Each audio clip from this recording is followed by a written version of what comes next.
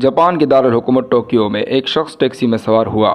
زبان نہ آنے کی وجہ سے زیادہ بات تو نہ کر سکا، بس انسٹی ٹیوٹ کا نام لیا جہاں اسے جانا تھا۔ ٹیکسی ڈرائیور سمجھ گیا اور اس نے سر جھکایا اور مسافر کو دروازہ کھول کر بٹھا دیا۔ اس طرح بٹھانا ان کا کلچر ہے۔ سفر کا آغاز ہوا تو ٹیکسی ڈرائیور نے میٹر آن کیا، تھوڑی دیر بعد بند کر دیا اور پھر تھوڑی دیر بعد دوبارہ آن کر دیا۔ مسافر حیران تھا مگر زبان نہ آنے کی وجہ سے چپ رہا۔ جب انسٹی ٹیوٹ پہنچا تو استقبال کرنے والوں سے کہنے لگا، پہلے تو آپ اس ٹیکسی ڈرائیور سے یہ پوچھیے کہ اس نے دوران سفر کچھ دیر گاڑی کا میٹر کیوں بند رکھا۔ مسافر کی شکایت پر لوگوں نے ٹیکسی ڈرائیور سے پوچھا کہ آپ نے ایسا کیوں کیا۔ وہ بولا، راستے میں مجھ سے غلطی ہوئی، مجھے جس جگہ مڑنا تھا وہاں سے نہ مڑ سکا۔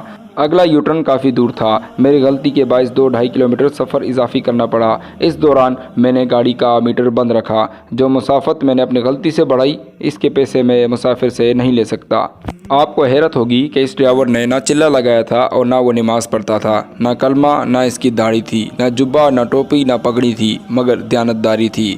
ہمارے پاس سب کچھ ہے مگر دیانتداری اور ایمانداری نہیں۔ ہم مسلمان تو ضرور ہے مگر ہمارے پاس اسلام نہیں۔ اسلام پگڑی کا نام نہیں، اسلام کرتے پاجامے اور داڑھی کا نام نہیں۔ اسلام سچ بولنے کا نام ہے۔ اسلام ایمانداری کا نام ہے، وعدہ پورا کرنے کا نام ہے۔ اسلام صحیح ناپنے اور پورا تولنے کا نام ہے، وقت کی پابندی کا نام ہے۔